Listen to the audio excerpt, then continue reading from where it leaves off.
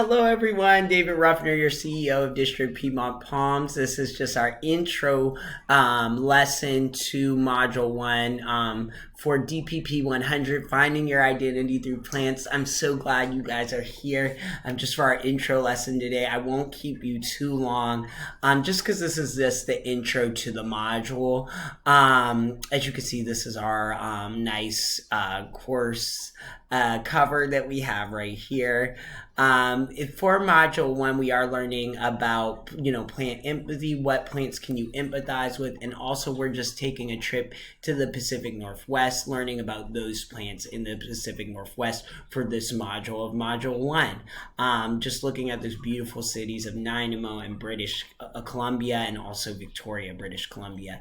The utensils that you'll need for today are just a writing utensil.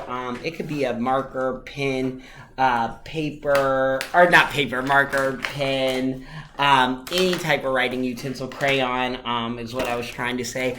And also, you also need just your journal. And excuse me, I'm just trying to bring up mine. This is my nature journal right here. I bought this at $30 for $30 at Because Science, but I had it since July. So I just noticed one strategy of maintaining your nature journals is just buying one that you really enjoy, because I love gems, and one that's pretty expensive so you value it a little bit more. And I have like all my pictures, all my journaling since July in here, and I love it. So that's what I want you guys to have as well. We're going to start today with just an opening meditation. This is a sacral to third eye meditation. So the sacral chakra is the area below your belly button. That's where all creativity hides, is in your sacral chakra. And where you see your future, or where you see all your intuitions and dreams, are in your third eye. So we're just going to send that sacral chakra energy, where our creativity sits, where our passion sits. We're going to shoot that up to our third eye today, just to find out where in the plant world do we belong. So what I want you to do is just close your eyes really quick. Close your eyes, and I want you to just focus on your sacral chakra. And you could do this meditation alone, just with some nice music with what I have on. You're not going to focus on anything else. You're going to pretend that you are that area below your belly button, your sacral chakra. And just pretend that a white bird or a white light is in front of it, sending healing energy. So breathing that energy in the front of it, and breathe that energy out the back of it. And you're going to breathe that white energy in the back of it, and shoot that energy out the front.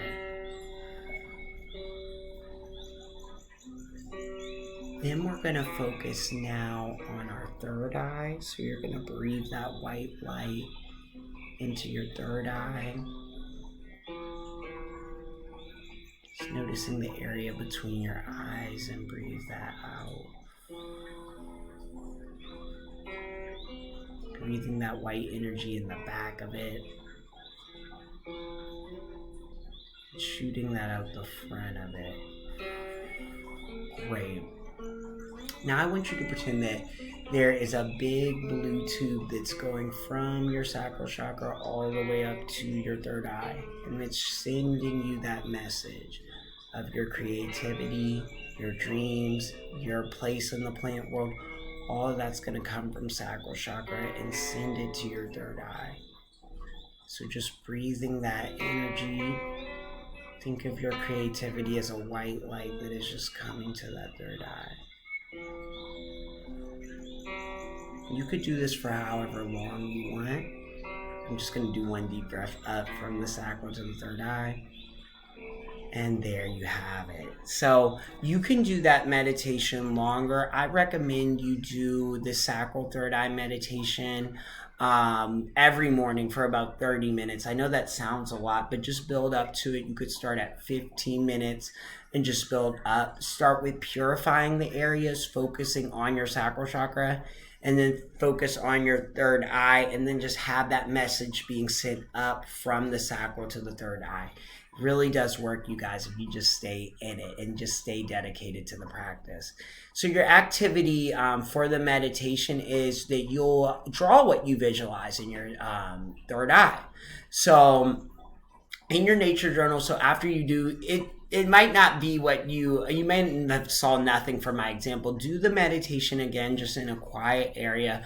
Focus on your third eye, your sacral chakra, and your third eye for about 5 to 10 minutes, and then you're gonna focus on what you have, any visions that have come to your head during that time. If none have come, try the practice again at another time or tomorrow. But if you do see something during your meditation, in your nature journal, take as much time as you need to draw that as possible, that special place that you see in your third eye.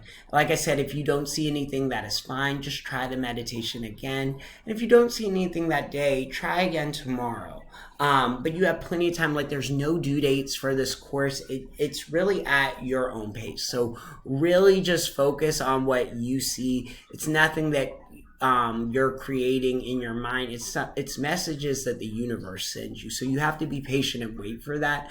My visualization that came to me when I was planning this exercise was me in the Pacific Northwest amongst a bunch of purple columbine flowers and the Trachycarpus fortunei, or the windmill palm, which is one of my favorite palms. And we're going to see a little bit more about windmill palms as we go on this lesson today. When you're done with your work, you're going to email it to me, and I am going to show you that email, districtpiedmontpalms@protonmail.me.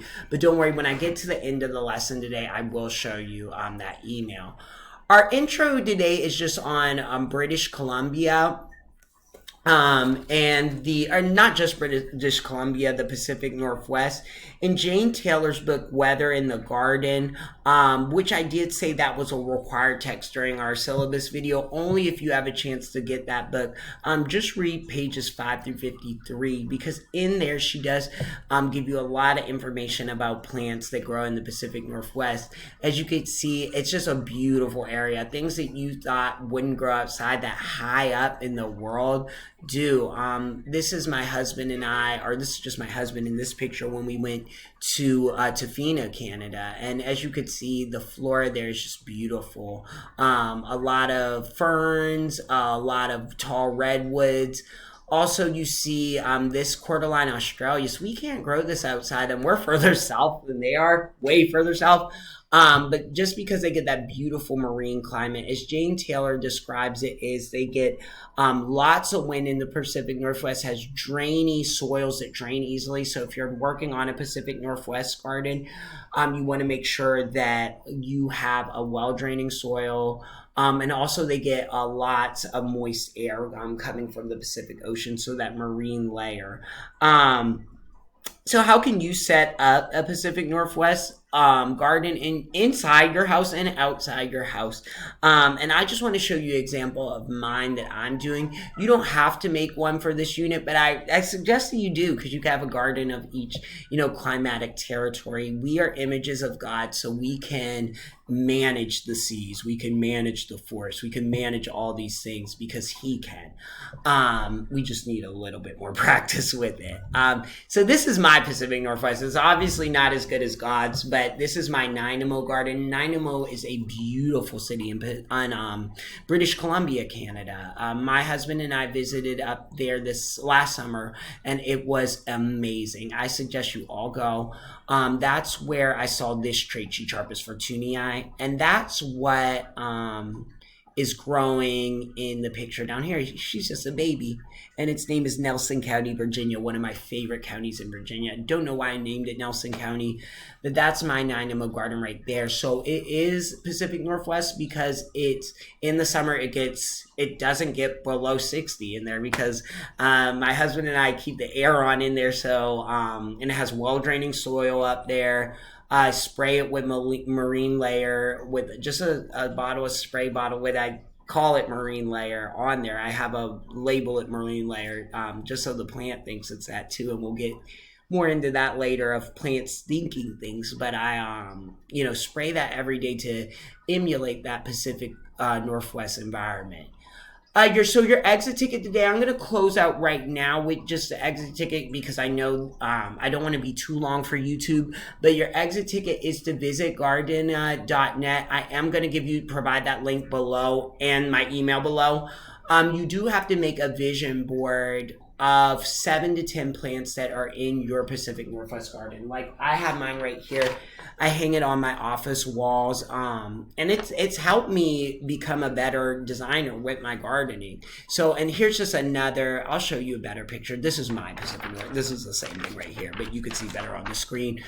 I have my Vitis grapes that I chose from Gardena. Gardena just lays out all the plants you could grow in the Pacific Northwest, and it's amazing. But choose 7 to 10, and please email them to me and show me.